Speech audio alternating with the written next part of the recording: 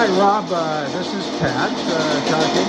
Hey, I just started the bike. It's kind of loud, and here I am in the garage.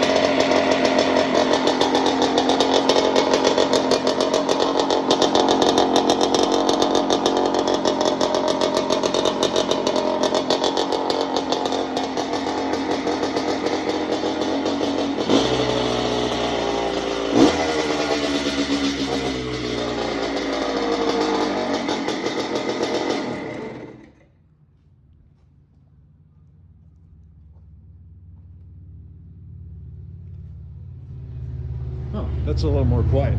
Anyway, Rob, that is the bike. I put a half a gallon of fuel in. I mixed it a little bit rich with the oil because it hasn't been run for a bit. And I, of course, flushed the tank out first. And she started beautifully. And notice, I don't know if you noticed the nuance. I parked it strategically in front of one of your country's automobiles. Anyway, I think that's it. I hope I'm able to email this to you with and the file goes through. I'll give it a try right now.